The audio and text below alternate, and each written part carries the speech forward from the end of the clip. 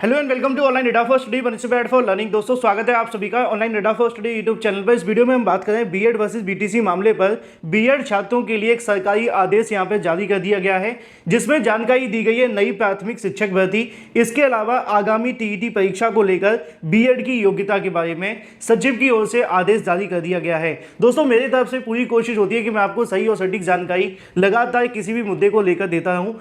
अब बीएड को लेकर कई बार अलग अलग खबरें देखने के लिए मिलती हैं, क्योंकि आप जानते हैं कि उत्तर प्रदेश ही नहीं पूरा देश बीएड वर्सेस बीटीसी मामले से कहीं ना कहीं जुड़ा हुआ है। और बीएड और बीटीसी को लेकर कहीं पर भी कोई फैसला लिया जा रहा है तो वो आप सभी के लिए उतना ही महत्वपूर्ण है जितना उस राज्य के लिए, क्योंकि बीएड वर्सेस बीटीसी का मामला राजस्थान से शुरू हुआ था और अब पूरे देश में पहुंच चुका है, और जो राजस्थान में हुआ वही पूरे देश में हो चुका है। अब इसको लेकर बीएड वर्सेस बीटीसी को लेकर बहुत ज़्यादा कंफ्यूजन है कि भाई जो सुप्रीम कोर्ट का आदेश आया उसको लेकर सरकारों का क्या फैसला है। इसी के संबंध में बीएड छात्रों के लिए सरकारी आदेश यहाँ से जारी कर दिया गया है, जिसमें आने वाली नई शिक्षक भर्ती, इसके अलावा आगामी टीईटी परीक्षा के अंदर बीएड को लेकर जानकारी दी गई है। डिटेल में मैं आप सभी को जानकारी यहाँ पे दे दूं। यहाँ पे आपको देखने के लिए मिलेगा कि अधिसूचित किया जाता है कि माननीय उच्चतम न्यायालय में जो सिविल याचिका दाखिल की गई थी 5068/2023, जो कि एनसीटी 2028 जो कि 18 के नोटिफिकेशन को रद्द कर दिया गया था, अधिसूचना को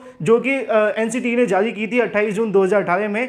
और उसके बाद में बीएड अभ्यर्थी जेबीटी और टीईटी में सम्मिलित नहीं किया जाना है, यानी कि जेबीटी प्राइमरी को बोला जाता है और टीईटी आप जानते हैं शिक्षक पात्रता परीक्षा में सम्मिलित नहीं किया जाना है। और इसी को लेकर यहाँ लिखा हुआ है कि टीईटी नवंबर 2022 में जो अधिसूचना जारी की गई थी, जिसके आवेदन लिए गए थे, जिसमें बीएड करने वाले अभ्यर्थियों ने भी जेबीटी टीईटी के लिए आवेदन किया था, लेकिन अब सुप्रीम कोर्ट के आदेश आ जाने के बाद में अब यहाँ पे उन सभी अभ्यर्थियों की जो पात्रता है उसको निरस्त कर दिया जाता है।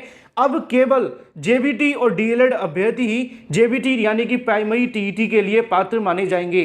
अतः जिन अभ्यर्थियों ने नवंबर 2022 में जेबीटी टीईटी में आवेदन किया था, ऐसे अभ्यर्थी अब आने वाली परीक्षा टीईटी के अंदर नहीं बैठ सकते हैं। और ये आदेश आप सभी को देखने के लिए मिलता है हिमाचल प्रदेश सरकार के माध्यम से, यानी कि हिमाचल प्रदेश सरकार ने अपनी होने वाली टीईटी परीक्षा और इसके अलावा होने वाली प्राइमरी शिक्षक भर्ती के अंदर से बीएड करने वाले अभ्यर्थियों को 28 जून 2018 के उस नोटिफिकेशन के आधार पर जो सुप्रीम कोर्ट ने रद्द कर दिया है वहां से बाहर कर दिया है। और ये सबसे बड़ी अपडेट उन सभी छात्रों के लिए है जो बीएड करके लगातार इस उम्मीद में बैठे कि सरकार उनके लिए कोई फैसले ले, लेकिन वर्तमान में अलग अलग सरकार के माध्यम से अलग अलग रवैये देखने के लिए मिल रहे हैं। हिमाचल प्रदेश सरकार के माध्यम से सचिव ने आदेश जारी करते हुए बीएड करने वाले अभ्यर्थियों को अपने यहाँ की प्राथमिक शिक्षक भर्ती और टीईटी परीक्षा में आवेदन करने के बावजूद भी उनको बाहर कर दिया है, क्योंकि सुप्रीम कोर्ट का आदेश 28 जून 2018 को जारी किया गया था। यानी कि हिमाचल प्रदेश सरकार के माध्यम से आने वाली टीईटी परीक्षा और प्राथमिक शिक्षक भर्ती से बीएड अभ्यर्थियों को बाहर कर दिया गया है।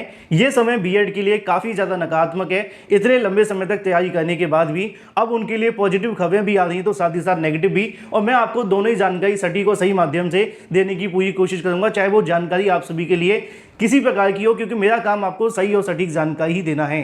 फिलहाल हिमाचल सरकार ने बीएड अभ्यर्थियों को टीईटी और प्राइमरी से बाहर कर दिया है। Thank you for watching this video.